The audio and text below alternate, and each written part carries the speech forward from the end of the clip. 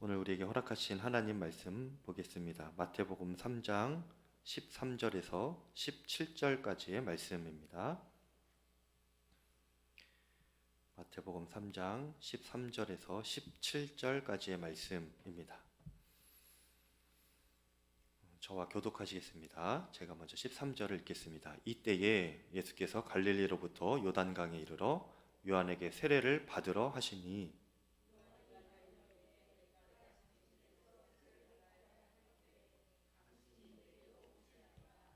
예수께서 대답하여 이르시되 이제 허락하라. 우리가 이와 같이 하여 모든 의를 이루는 것이 합당하니라 하시니 이에 요한이 허락하는지라.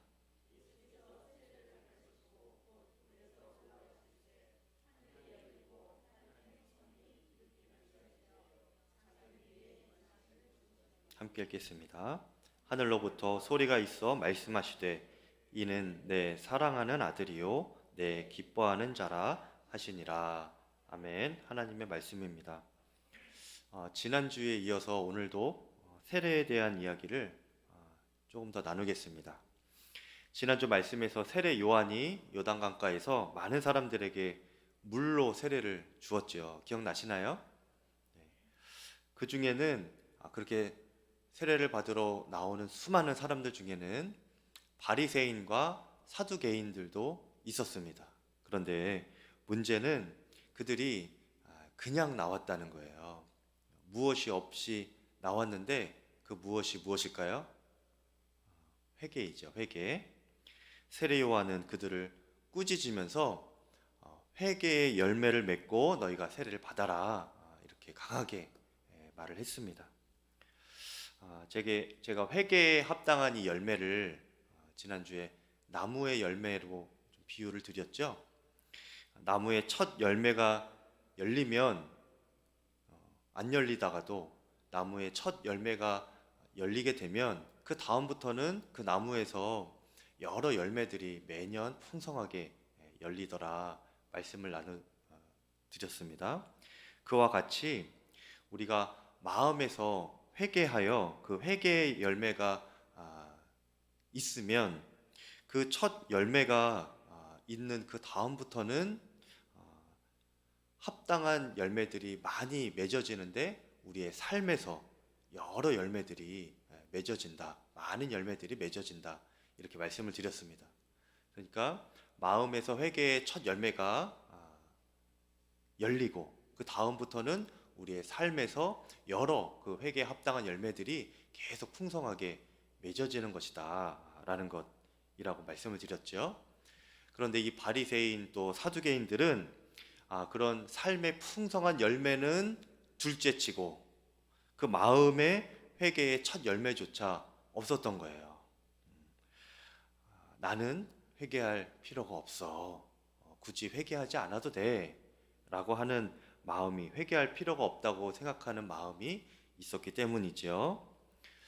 그런데 그것은 완전히 잘못된 생각입니다.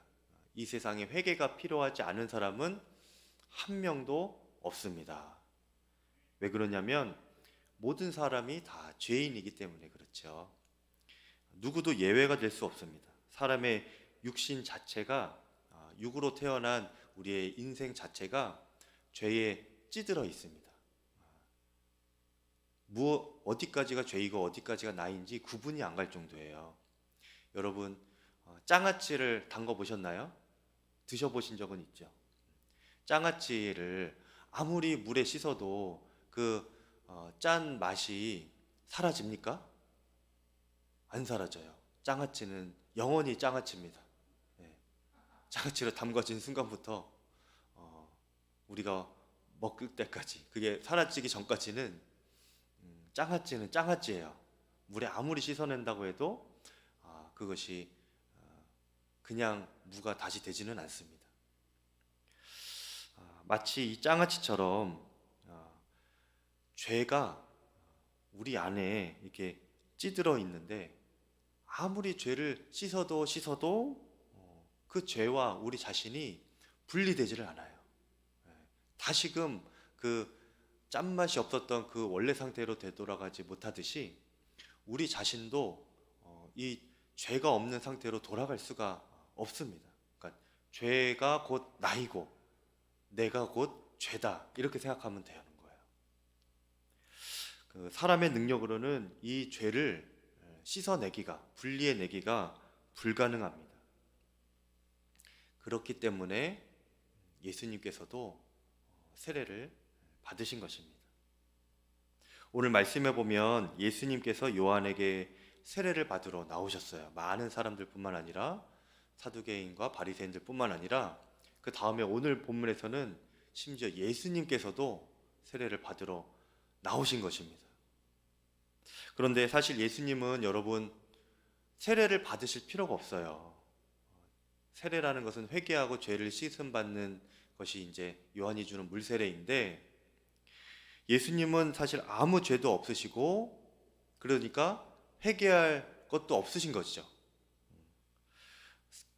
세례를 받으실 이유가 없습니다. 받아야 한다면 세례 요한이 예수님께 받아야 하는 것이죠. 그래서 이 요한도 이 상황이 지금 이해가 안 돼서 또 이렇게 좀 너무 민망해서 이건 아니다 싶었는지 예수님께 세례 드리기를 망설입니다. 그랬더니 예수님께서 아주 의미심장한 말씀을 한마디 하시죠. 그것이 15절 말씀입니다. 예수께서 대답하여 이르시되 이제 허락해라. 세례 못 준다고만 하지 말고 이제 허락해라. 우리가 이와 같이 하여 모든 의를 이루는 것이 합당하니라 하시니 이에 요한이 허락하는지라 라고 했습니다. 여기서 예수님이 말씀하신 모든 의를 이룬다라는 것은 하나님의 뜻, 하나님의 의가 온전히 이루어진다라는 것입니다. 근데 이걸 쉽게 말하면 이런 것이에요. 하나님과 사람 사이에 끊어졌던 관계가 다시 회복되는 것, 이것이 하나님께서 가장 바라시는 일이고요. 그것이 하나님께서 원하시는 의를 온전히 이루는 것이라는 것입니다. 그러니까 우리 자신과 하나님과의 온전한 관계, 이것을 성경에서는 의라고 말합니다. 이 의가 이루어지기 위해서는 내가 너에게, 그러니까 예수님께서 세례 요한에게 세례를 받아야 하니 너가 나에게 세례를 주어라. 예수님께서 지금 이렇게 말씀하시는 것이죠. 왜 예수님께서 세례 요한에게 세례를 받는 것이 이 의를 이루는 것일까? 여러분, 하나님과 우리 사이의 관계가 끊어진 이유가 무엇이죠? 이것이 다시 회복되는 게 의라고 했는데 끊어졌으니까 회복돼야 되겠죠.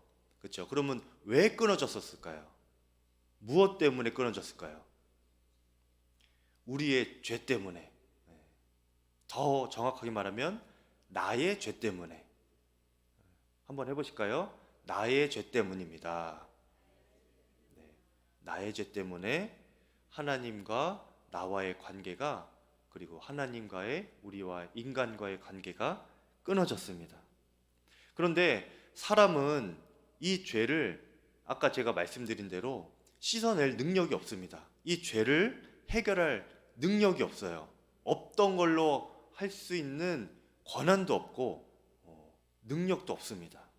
오직 예수님께서만 우리의 죄를 씻어주시고 없다고 인정해 주실 수 있는 권세가 예수님께만 있는 거예요. 그러면 그 예수님께서 그 죄가 그렇게 문제라면 그 예수님의 권세와 권위로 우리의 죄를 그냥 없애주시면 되는 것 아닙니까? 그죠? 죄를 그냥 씻어주시면 되는 거잖아요. 그렇게 인정해 주시면 되는 것이잖아요. 그런데 예수님께서는 그 방식이 달랐습니다.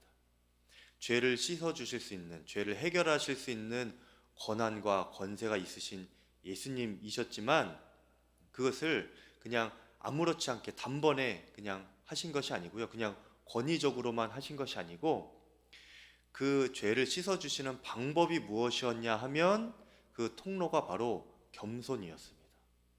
겸손을 통하여서 겸손이라는 방식으로 우리의 죄를 씻어주신 거예요.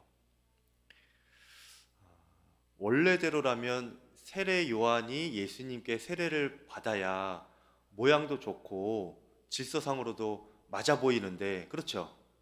그런데 예수님은 오히려 자신을 세례 요한보다 낮추신 것입니다. 오히려 종의 형상으로 세례 요한에게 나아가서 나에게 먼저 세례를 베풀어 주십시오, 이렇게 부탁을 하신 것이죠. 겸손하게 요청을 하신 것입니다. 예수님은 아무 죄도 없으시고 죄의 가능성조차 없으신 분이시고, 그래서 회개할 필요도 없는 분이심에도 불구하고 우리 모든 인류의 죄를 씻어주시려고, 해결해 주시려고 이 세례를 자청하신 것인데, 그 방법이 바로 겸손의 방법이었다는 거예요. 겸손한 마음으로 세례를 받으셨습니다. 나는 회개할 필요가 없다 하면서 아무런 회개의 마음의 준비도 없이 그렇게 나온 바리새인과 사두개인들, 이들과는 전혀 반대되는 예수님의 모습인 것이죠.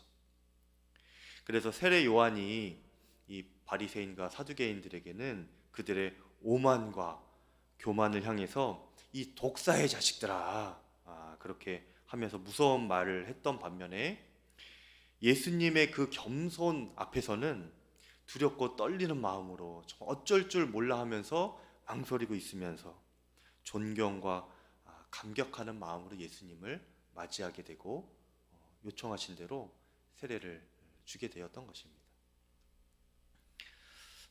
여러분, 이것이 기독교이고 또 예수 그리스도이십니다. 그리고 우리가 이 예수 그리스도를 믿음으로 세례를 받는 거예요. 그 사람들이 모인 곳이 바로 교회입니다. 그렇죠? 그러니까 교회는 어떤 사람들이 모이는 곳이에요? 그렇죠? 죄인들이 모이는 곳이기도 하고 또 믿음으로 세례를 받았다면 겸손한 사람들이 모이는 곳이 바로 교회입니다. 그런데 때로는 우리가 이런 가장 기본적인 예수님의 모습, 가장 기본적인 기독교인의 이 마음을 잃어버리고 또 착각하고 살아가는 것을 우리가 심심치 않게 우리의 삶 가운데서, 마음 가운데서 발견할 때가 있습니다. 겸손하지 않은 모습을 우리 속에서 발견할 때가 있다는 거예요. 우리 체면에 손상을 입었다든가, 내가 정당한 대우를 받지 못했다든가 하면 우리는 쉽게 화를 내죠. 교회 안에서도 또 시끄러운 부작용이나 갈등이 생기는 것은 바로 근본적으로는 다 이런 이유들 때문입니다. 자기의 지위를 알아주지 않는다고 해서, 또 자기의 존재를 알아주지 않는다고 해서, 내가 지금까지 했던 어떤 노력들을 알아주지 않는다고 해서 생기는 문제들이 비일비재합니다. 겉으로는 그런 이유가 아닌 것처럼 보여도 알고 보면, 다 얘기하다 보면은 다 나 알아주지 않아서, 나 높여주지 않아서 그럴 때가 많아요. 그러면서 이유는 뭐 다른 걸로 이렇게 되죠. 그러면서 서로 간에 이야기가 서로 안 되는 겁니다. 우리가 회개하고 또 세례를 받았다는 것은 그 세례의 믿음, 그 본질 속에는요, 이 그리스도의 겸손이 포함되어 있다 하는 것을 우리가 항상 기억하고 그렇게 성숙한 그리스도인으로 살아가기를 축복합니다. 예수님께서 마가복음 10장 38절에 보면 서로 높아지기를 원했던 그 제자들에게, 서로 높은 자리에 앉기를 원했던 그 제자들에게 이렇게 말씀을 하셨습니다. 마가복음 10장 38절에 예수께서 이르시되 너희는 너희가 구하는 것을 알지 못하는도다. 내가 마시는 잔을 너희가 마실 수 있으며 내가 받는 세례를 너희가 받을 수 있겠느냐, 이렇게 말씀하셨습니다. 여기서 말하는 예수님께서 받아야 하는 세례라는 것은 어떤 의미냐면요, 훗날 예수님께서 십자가를 지셨죠. 낮아짐과 겸손으로 또 자기 자신을 부인하고 하나님의 뜻에 순종하고 복종하시는 그 순복함으로 십자가를 지시기까지 하셨던 그 십자가를 지셔야 했던 세례를 의미하는 것입니다. 너희가 이것까지 할 수 있겠느냐? 너희 지금 다 높아지려고만 하고 높은 자리에 앉으려고만 하는데 너희가 정말 나를 따르고 나를 믿는 자로서 나를 전하는 자로서 그렇게 살아갈 수가 있겠느냐? 너희가 이 세례도 받을 수 있겠느냐 하는 것입니다. 간단히 이렇게 물을 뿌려서 이렇게 세례를 받거나 또 침례교에서는 물에 들어갔다가 나오면 이제 침례를 받았다. 감리교로서는 세례를 받았다 이렇게 하지요. 단순히 그런 예식에 불과한 그런 류의 세례가 아니라 세례의 진정한 의미를 알고 그것을 살아낼 수 있는 존재가 될 수 있느냐 물으시는 거예요. 그것이 무엇이죠? 나의 자아가 예수 그리스도와 함께 십자가에 죽고 나의 뜻이 하나님 앞에 복종되어지고 나는 사라지고 그렇게 나는 예수님과 함께 예수님처럼 십자가에서 완전히 죽고 이후로는 부활하신 예수님의 그 생명으로 예수님과 함께 예수님의 성품으로 예수님께서 하신 것처럼 순종과 또 겸손의 삶으로 이 땅을 살아갈 수가 있느냐, 그 세례를 너희가 받을 수가 있겠느냐, 감당할 수가 있겠느냐, 예수님께서 그 제자들에게 말씀하신 것이고 오늘 저와 여러분에게도 말씀하고 계시는 것입니다. 여러분 세례 다 받으셨죠?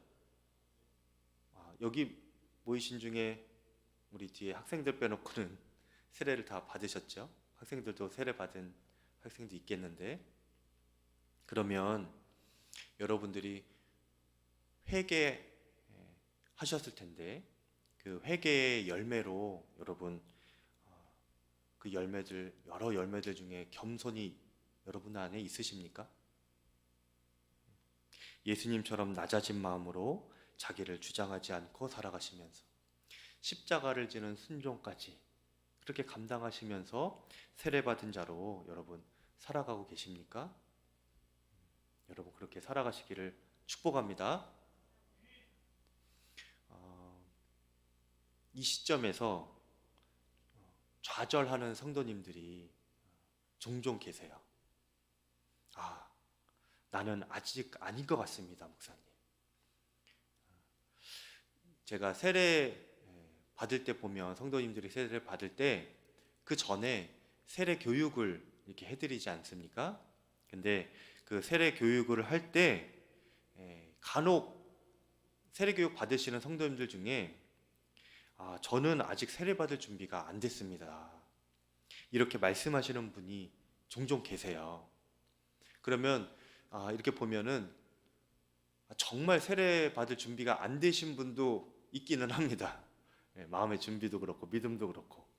그런데 그 중에는 제가 보기에는 세례의 믿음이 있으신데, 세례 받을 만 하신데 본인 안에서 이 세례의 믿음이 무엇인지 잘 알지 못하고 그것을 조금 오해하고 있어서 나는 아직 세례 받을 믿음이 아닌가 보다, 아직 세례 받을 준비가 안 됐나 보다, 이렇게 좀 잘 모르시는 분이 간혹 계십니다. 자신의 마음을 들여다보면 이제 세례를 받는다고 양육도 받고 또 세례 교육도 받았는데 여전히 나의 마음 안에 죄된 본성이 있고 또 삶에서도 세상과 주님 사이에서 갈등하는 부분들이 여전히 있다는 거예요. 한마디로 자신은 아직 완전하지 않고 또 거룩하지 않기 때문에 하나님께 세례 받기가 어렵겠습니다. 나는 세례 받을 준비가 아직 안 됐습니다, 이렇게 말씀하시는 분들이 계시더라고요. 그런데 여러분, 세례는 먼저 믿음으로 받는 것입니다. 나의 지금의 어떠함으로 완벽함으로 받는 것이 아니고요. 믿음으로 받는 거예요. 어떤 믿음이냐? 주님 앞에서 저는 죄인입니다. 그래서 인정하는 겁니다. 깨닫고 주님 앞에서 고백하는 거예요. 죄인임을 이렇게 인정하고 예수님께서 그렇기 때문에 나의 죄를 위하여 십자가에서 대신 돌아가셨다. 그것으로 인하여서 나의 죄가 용서함 받았고 해결함 받았다. 이것을 믿는 겁니다. 믿는 거예요. 그리고 이제는 내 삶의 주인이 내가 아니라 주 예수님이심을 믿는 겁니다. 이 믿음으로 세례를 받는 거예요. 여러분, 왜 믿음으로 세례를 받아야 되냐면, 제가 말씀드린 것 중에 우리가 할 수 있는 건 아무것도 없습니다. 죄를 용서해 줄 수도 없고 죄를 해결할 수도 없죠. 예수님처럼 십자가에 달려 죽을 수도 없지 않습니까? 우리가 만약에 십자가에 달려 죽는다 해도 그것은 아무런 효력이 없습니다. 여러분, 헛고생하는 거예요. 우리가 십자가에 달려 죽는다는 것은 의미가 없습니다. 십자가에 달리신 예수 그리스도를 믿음으로. 그 예수님이 왜 십자가에 달리셨어요? 나의 죄 때문에. 그렇죠. 그것을 믿음으로 우리가 세례를 받는 것입니다. 그러면 우리가 정말 그 믿음이 주님 앞에 진실하고 분명할 때, 그때 세례를 받고 그 이후에 나타나는 삶의 열매들이 있습니다. 세례 받기 전에도 사람에 따라서는 그 열매가 나타나는 사람도 물론 있어요. 어떤 것입니까? 내가 평소에 담배를 폈었는데 담배를 이제 끊게 된다든지, 내가 어떤 내기를 좋아하고 또 도박을 좋아했는데 그것이 하나님께서 원하지 않는 것 같아서 그게 끊어진다든지, 이게 삶의 다 열매들이죠. 이전에 세상적인 삶 중심이었던 삶이 주님 때문에 뭔가가 끊어지게 되고 결단하게 되고 내 말이 바뀌어지고, 그런 것들이 다 삶의 열매들입니다. 겸손도 그렇게 맺어지는 열매 중에 하나예요. 내 마음이 겸손해지고 또 내 삶 가운데서 행동과 또 말 가운데서 겸손함이 묻어나오고 겸손한 행동이 생기게 되는 것이죠. 이렇게 겸손도 그 많은 맺어지는 열매 중에 하나라는 것을 우리가 기억한다면, 지금 당장 우리가 정말 겸손하지 않아도 주님을 믿고 겸손에 대한 갈망만 있어도 우리가 세례받을 믿음이 되는 것이죠. 여러분, 그럼 제가 이 삶에 많은 열매들이 맺어진다고 했는데, 이 열매들이 몇 개나 있어야, 얼마나 있어야 우리가 세례받을 믿음이고 확실한 그 열매가 맺어졌다, 이렇게 말할 수가 있을까요? 몇 개 정도 맺어져야 될까요? 얼마나 맺어져야 될까요? 여러분은 얼만큼 맺고 계십니까? 여러분, 하나만 맺어져도 됩니다.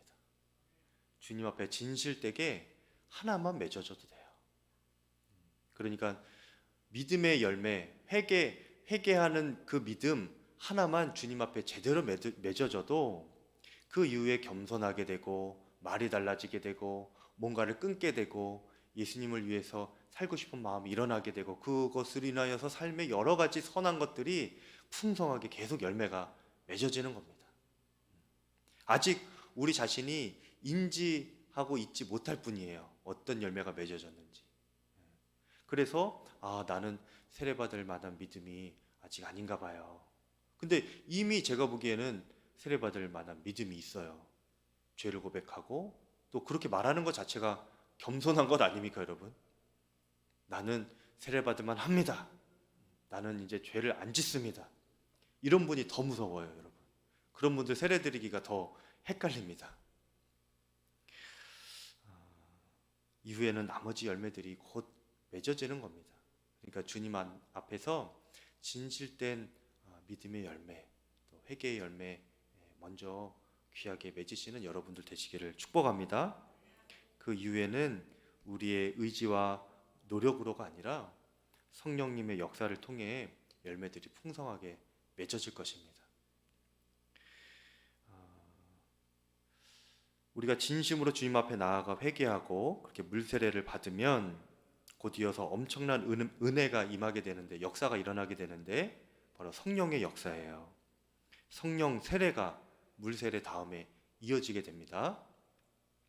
16절 17절을 보면 예수님께서 세례 요한에게 물세례를 받고 난 이후에 성령의 역사가 일어납니다. 보시면 16절부터 예수께서 세례를 받으시고 곧 물에서 올라오실 때 하늘이 열리고 하나님의 성령이 비둘기같이 내려서 자기 위에 임하심을 보시더니 하늘로부터 소리가 있어 말씀하시되 이는 내 사랑하는 아들이요 내 기뻐하는 자라 하시니라 말씀하셨습니다. 이 짧은 두 구절 속에서 여러분 성부, 성자, 성령 하나님이 다 나타나십니다. 그렇죠? 그렇죠? 성령 하나님이 어떻게 나타나십니까? 비둘기와 같이 임하시죠. 성령이 비둘기같이 임하고 계십니다. 그리고 성부 하나님께서 지금 성자 예수님께 이렇게 말씀하시는 거예요. 이는 내 사랑하는 아들이요 내 기뻐하는 자라. 그러니까 이 두 구절 속에 이 장면 속에 성부, 성자, 성령 하나님이 다 드러나십니다. 이런 본문도 사실은 성경 전체를 통해서 드물어요, 여러분. 성부, 성자, 성령 하나님이 다 이렇게 한 번에 우리에게 읽혀지는 것이 드뭅니다. 이것은 우리에게 무엇을 말해주는가 하면요, 성부 하나님, 성령 하나님, 그리고 성자 예수님, 이 세 분 삼위일체 연합을 이루고 계시다라는 것을 우리에게 보여주고 계시는 것입니다. 성령 세례의 순간이 바로 이 연합의 순간이다 하는 것을 우리에게 알려주는 거예요. 성령 세례의 궁극적인 목적은 성령 하나님, 성부 하나님께서 성자 예수님과 하나 되기 위하여서 이렇게 임하신 것입니다. 그리고 그 능력으로 예수님께서 이 땅에서 인간의 몸으로 비록 오셨지만 하나님의 능력으로 그렇게 이 땅에서의 공생애를 감당하신 것이죠. 이것이 우리에게 어떻게 적용이 되느냐 하면요, 우리도 물세례 이후에 주님께서 주시는 성령 세례가 있다는 것인데, 그 성령 세례의 목적과 기능은 무엇이냐면 주님께서 우리와 함께 계시는 것이 목적이고요, 또 주님께서 우리와 함께 계시는 능력의 삶이 사라지게 된다는 것을 우리에게 알려주시는 것입니다. 우리가 성령 세례를 통해 주님과 하나 되면 주님도 우리에게 이렇게 감동하여 말씀해 주실 것입니다. 너는 내 사랑하는 아들이요, 너는 내 사랑하는 딸이요, 내가 기뻐하는 자다. 이렇게 알려주실 거예요. 그게 감동으로 느껴질 겁니다. 그렇게 우리가 주님과 하나 될 때에, 그때 우리가 세례받은 자로서 온전하게 또 거룩하게 사라지게 되는 것입니다. 여러분, 세례받을 때만 해도 내가 정말 세례받을 만한 믿음인가? 내가 그렇게 준비되어 있을까? 이렇게 헷갈릴 수 있는 것이 어찌 보면 정직한 고백인 것입니다. 우리는 온전하지 않아요. 온전치 못한 모습으로 다 세례를 받습니다, 여러분. 사실은 여러분 처음 세례받을 때 한번 떠올려 보세요. 여러분 그때 완벽하셨습니까? 다 부족했죠? 그때 완벽했는데 지금은 조금 이렇게 상태가 안 좋아진 건 아니잖아요.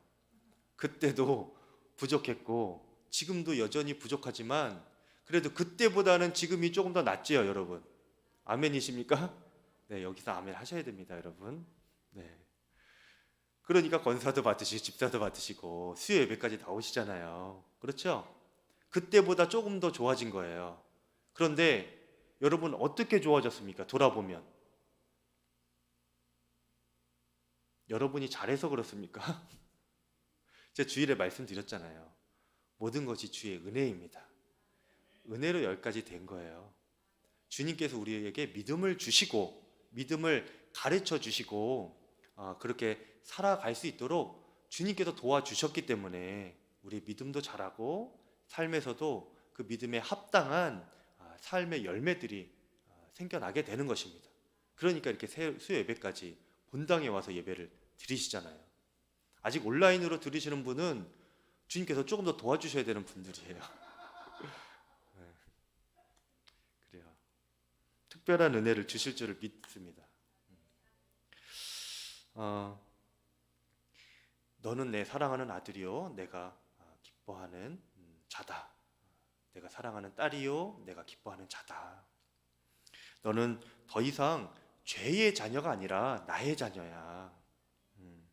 너는 죄책감에 사로잡혀서 살아가는 그 세상에 빠져 있는 죄의 장아찌가 아니라 내가 기뻐하는 거룩한 나의 자녀다. 너는 이미 그렇게 되었어. 너는 알지 못하지만 지금 너가 생각하기에는 부족하게 느껴지지만 나의 시간으로는 또 나의 계획으로는 너는 이미 거룩하게 되었다. 내가 너를 그렇게 만들 거야. 그러니까 내가 너를 기뻐하는 자이고 내가 너를 포기하지 않을 거야. 이렇게 말씀하시는 겁니다. 우리가 그것을 기도할 때마다, 말씀을 읽을 때마다, 예배 드릴 때마다 그 하나님의 마음을 깊이 깨닫고 그 주님의 음성을 마음에 세미하게 들으면 들을수록 우리의 믿음이 더해지는 것이고 우리의 삶이 달라지는 것이고 삶의 열매가 풍성하게 된다는 것입니다. 오늘 말씀을 통해 정말 드리고 싶은 말씀이 바로 이것이에요, 여러분. 우리가 완벽하게 준비되어서 구원받은 것이 아닙니다. 완벽하게 준비되어서 우리가 세례받은 것이 아니에요.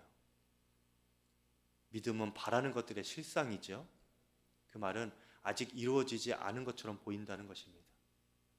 근데 우리가 그 믿음으로 구원을 얻는 거예요. 주님께서 이미 이루셨음을 믿고 우리가 주님 앞에 고백하는 거예요. 그러면 주님께서 주님의 능력으로 성령의 역사하심으로 이루어 주십니다. 여전히 우리는 완전하지 않더라도 주님께서 우리를 외면하지 않으시고 끝까지 포기하지 않으시고 우리를 완전한 길로 인도하실 것입니다. 너는 여전히 내 사랑하는 자녀요 내가 기뻐하는 자다. 이것이 주님께서 우리를 향한 마음이고요. 오늘 말씀을 통해 여러분에게 들려주고 싶으신 하나님의 음성입니다. 우리가 할 일은 단 한 가지예요. 단 한 가지. 주님 안에 거하는 일입니다. 그거는 할 수 있지 않습니까, 여러분? 우리가 스스로를 거룩하게 만들 수는 없어도, 그렇죠? 죄를 우리가 우리의 의지와 능력으로 끊어내거나 없이 만들거나 할 수는 없어도 우리가 주님 안에 거하는 것은 할 수 있잖아요. 그 결단이 있기 때문에 세례를 받은 것 아닙니까? 적어도 우리가 주님 안에 있으면 놀라운 일이 일어납니다. 요한복음 15장 5절에 나는 포도나무여 너희는 가지라. 그가 내 안에 내가 그 안에 거하면 사람이 열매를 많이 맺나니 나를 떠나서는 너희가 아무것도 할 수 없다 말씀하셨습니다. 하나님을 떠나서는 아무것도 할 수 없지만 반대로 하나님 안에 있으면 주님과 나무와 가지처럼 이렇게 연결되어 있으면 하나가 되면 모든 것이 가능한 인생이 된다는 거예요. 지금은 내가 부족해도 언젠가는 주님께 영양분을 많이 받아서 열매를 맺기 시작하고 그 열매가 어느 순간 어느 해에는 더 풍성해지게 되는 풍성한 나무가 되는 것입니다. 능력 있는 삶이 되는 거예요. 여러분이 그 능력 있는 풍성한 삶을 살기를 축복하는데 이것을 네 글자로 무엇이라고 하냐면 성령 충만이라고 하는 겁니다. 성령 충만. 오늘 물 세례를 말씀드렸고 지난주에 이어서 그리고 성령 세례로 말씀드렸어요. 그리고 성령 세례는 곧 이 성령 충만으로까지 이어지는 것입니다. 네. 여러분이 지금 그 하나님의 성령 충만을 주신다는 말씀까지 다 들은 거예요. 이 시작은 어디서부터 시작하느냐? 제가 아까 말씀드렸죠.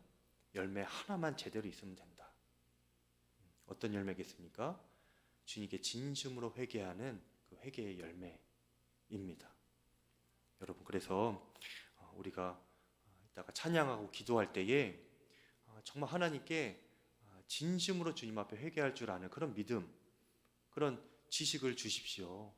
그렇게 기도할 수 있기를 바랍니다. 사도행전 2장 38절에 너희가 회개하여 각각 예수 그리스도의 이름으로 세례를 받고 죄사함을 받으라. 그리하면 성령을 선물로 받으리다 말씀하셨습니다. 성령을 받는 것, 성령 충만한 삶을 사는 것, 이것의 시작이 바로 회개하여입니다. 회개하여에서 시작을 하는 거예요. 오늘도 여러분 기도할 때 그 회개를 위하여서 뜨겁게 기도하며 또 개인적으로 기도하고 돌아가시는 시간으로 보내시면 되겠습니다.